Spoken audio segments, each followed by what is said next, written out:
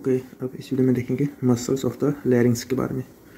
जो लैरिंग्स के मसल होते हैं उसको दो पार्ट में डिवाइड किया होता है, एक्सट्रिंसिक मसल और इंट्रिंसिक मसल। अब एक्सट्रिंसिक मसल्स वो होते हैं जो लैरिंग्स के जो कार्टिलेज होते हैं उसको आउटसाइड स्ट्रक्चर्स के साथ कनेक्ट करते हैं, और इंट्रिंसिक मतलब जो लैरिंग्स के कार्टिलेजेस को आपस में कनेक्ट करते हैं। अब इसमें एक्सट्रिंसिक मसल भी दो पार्ट में डिवाइड होते हैं और इंट्रिंसिक मसल भी दो पार्ट में डिवाइड होते हैं। जो एक्सट्रिंसिक मसल के दो पार्ट्स होते हैं वो होता है एलिवेटर ऑफ द लैरिंग्स और डिप्रेसर ऑफ द लैरिंग्स। एलिवेटर और डिप्रेसर ऑफ द लैरिंग्स। जो एलिवेटर ऑफ द लैरिंग्स होता है वो लैरिंग्स को एलिवेट करेंगे, तो वो कौन से मसल्स होते हैं? स्टाइलोफेरिंजियस, साल्पिंगोफेरिंजियस, पैलेटोफेरिंजियस, इसके बाद थायरोहायोइड। ये सारे मसल्स होते हैं which are the elevator of the larynx. फिर डिप्रेसर्स में कौन से आते हैं? स्टर्नोहायोइड, स्टर्नोथायरॉइड और ओमोहायोइड। ये हो गए डिप्रेसर्स ऑफ द लैरिंग्स। जो एलिवेटर्स है वो ज़्यादा ऊपर के लेवल में प्रेजेंट होते हैं, लाइक स्टाइलॉइड प्रोसेस, साल्पिंग का मतलब यूस्टेचियन ट्यूब के लेवल पे, पैलेट में, ये सारे ऊपर की साइड होते हैं, ज़्यादा ऊपर की साइड, और ये वाले at the level of sternum होते हैं, इसलिए स्टर्नोहायोइड, स्टर्नोथायरॉइड और ओमोहायोइड। उसके बाद इंट्रिंसिक मसल कौन से पार्ट में डिवाइड होता है? वो भी दो पार्ट में। एक जो acts on the laryngeal inlet, लैरिंग्स का जो इनलेट होता है, एपिग्लोटिस, एरी एपिग्लोटिक फोल्ड, एरिटिनोड कार्टिलेज, उस पर एक्ट करते हैं। लैरिंजियल इनलेट है उसको ओपन और क्लोज करते हैं, एक वो, और दूसरा विच एक्ट्स ऑन वोकल कॉर्ड्स या ट्रू वोकल कॉर्ड्स। तो एक जो एक्ट करते हैं ऑन द लैरिंजियल इनलेट, दूसरे जो एक्ट करते हैं on the true vocal cords. Laryngeal inlet वाले एक ओपन करेगा और दूसरा क्लोज करेगा। जो ओपन करेगा वो कौन सा मसल होगा?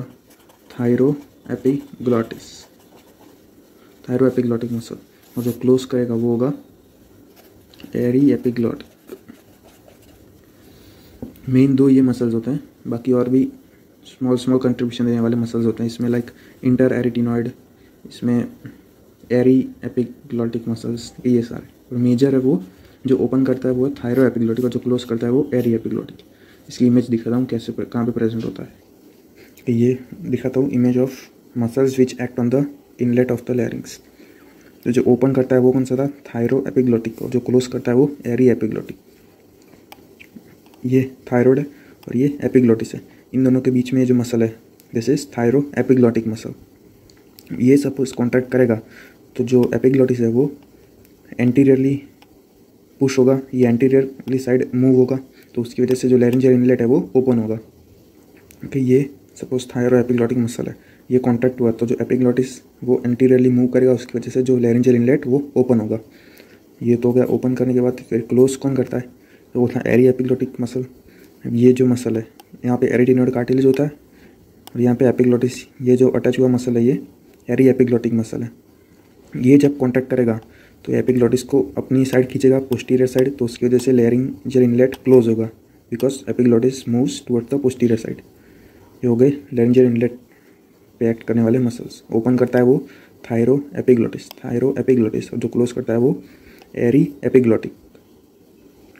ओके, फिर लैरिंजियल इनलेट की बात होगी। फिर दूसरे group of muscle which acts on the true vocal cord. अब ट्रू वोकल कॉर्ड की मूवमेंट क्या होगी? ये सपोज ट्रू वोकल कॉर्ड है, या तो एडक्शन होगी या फिर एबडक्शन होगी। दो ही मूवमेंट्स होती है, एडक्शन और एबडक्शन, एडक्शन और एबडक्शन। तो ये कौन कौन से मसल्स करवाते हैं वो देखते हैं। सिर्फ एक इंपॉर्टेंट बात रखनी कि ऑल द लैरिंजियल मसल्स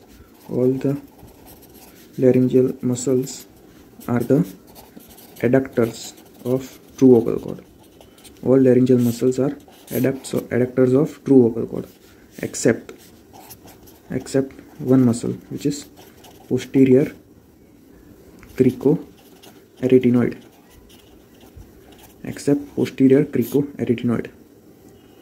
इसको याद कैसे रखते हैं?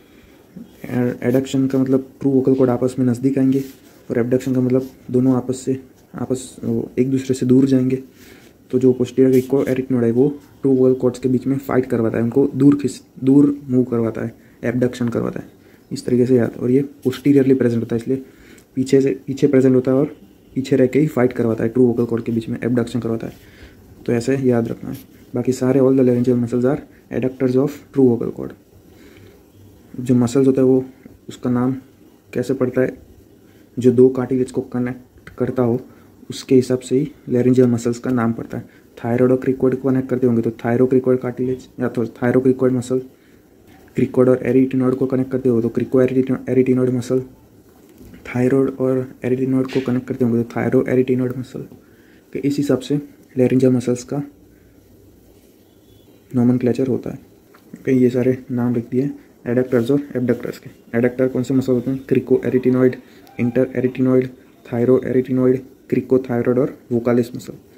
वोकालिस मसल थायरो एरिटिनॉइड मसल का ही पार्ट होता है, उसका मीडियल पार्ट। यहाँ पे एरिटिनॉइड होगा और आगे यहाँ पे थायराइड कार्टिलेज होगा। ये वोकल कॉर्ड्स होंगे। वोकल कॉर्ड्स के साइड में ही मसल होता है, वो होता है thyro एरिटिनॉइड muscle. Thyroarytenoid muscle का ही जो मीडियल पार्ट होता है, सबसे मीडियल पार्ट, उसको ही बोलते हैं वोकालिस। तो ये हो गए सारे एडक्टर्स ऑफ ट्रू वोकल कॉर्ड। और एबडक्टर्स में तो सिर्फ एक ही है, पोस्टीरियर क्रिको एरिटिनॉइड। अब ये एडक्टर ग्रुप ऑफ मसल्स हैं, उसमें से ये दो मसल जो क्रिको थायराइड और वोकालिस मसल है, ये दोनों they also form tensors of the vocal cord. मतलब वोकल कॉर्ड की जो टेंशन या फिर कह सकते हैं contraction relaxation of the vocal cords करते हैं क्रिको थायराइड और वोकालिस मसल। ये हो गई, they are the tensors. Along with ये एडक्शन तो करते ही हैं, they are tensors along with they also perform adduction of the vocal cords. जो क्रिको थायराइड होता है वो increase the tension between the vocal cord, और जो वोकालिस होता है वो it decreases the tension. Okay, cricothyroid increases the tension और vocalis decreases the tension. ये इंक्रीज क्यों करता है, डिक्रीज क्यों करता है, वो इमेज में दिखाता हूँ। ये लैरिंक्स की इमेज है कि पोस्टीरियर व्यू से देख रहे हैं। ये क्रिकोइड कार्टिलेज, ये थायराइड कार्टिलेज पूरा यहाँ पे, ये एपिग्लॉटिस, क्वाड्रेंगुलर मेम्ब्रेन, एरिटिनॉइड कार्टिलेज। जो टेंशन इंक्रीज करने वाला मसल था वो था क्रिकोथायराइड मसल। अब क्रिकोथायराइड प्रेजेंट कहाँ पे होगा? क्रिकोइड और थायराइड के बीच में। तो ये क्रिकोइड कार्टिलेज है और यहाँ पे थायराइड कार्टिलेज होगा। ये पूरा इन दोनों के बीच में यहाँ पे जो मसल होगा वो होगा क्रिकोथायराइड मसल। अब ये जब कॉन्ट्रैक्ट करेगा तो जो क्रिकोइड कार्टिलेज की एंटीरियर साइड होगी, एंटीरियर बॉर्डर, वो ऊपर की साइड जाएगी। उसकी वजह से ये जो पोस्टीरियर साइड होगी वो नीचे की साइड आएगी। अभी नीचे की साइड आएगी तो इसकी वजह से यहाँ पे ट्रू वोकल कॉर्ड्स प्रेजेंट होते हैं, वो स्ट्रेच करेंगे, ठीक है, उनकी टेंशन इंक्रीज होगी। तो इसी वजह से cricothyroid muscle it increases the tension between the two vocal cords. और जो दूसरा टेंसर था वो कौन सा था? Vocalis, which decreases the tension. अब मैंने बोला था कि vocalis is a part of thyroarytenoid muscle. यहाँ वोकल कॉर्ड्स के एडजेसेंट ही ये मसल रन कर रहा होता है, which is the thyroarytenoid muscle, जो कहाँ पे मस्कुलर प्रोसेस ऑफ एरिटिनॉइड में अटैच होता है। Thyro एरिटिनॉइड muscle, thyroarytenoid muscle का ही जो मीडियल पार्ट होता है उसी को बोलते हैं vocalis. Vocalis muscle is the medial part of the thyroarytenoid. ये जो रेड लाइन दिख रही है it is the vocalis muscle which is the medial part of thyroarytenoid muscle. अब ये जब कॉन्ट्रैक्ट करेगा तो उसकी वजह से एरिटिनॉइड और थायराइड कार्टिलेज वो दोनों आपस में नज़दीक जाएंगे, उसकी वजह से ट्रू वोकल कॉर्ड रिलैक्स करेगा।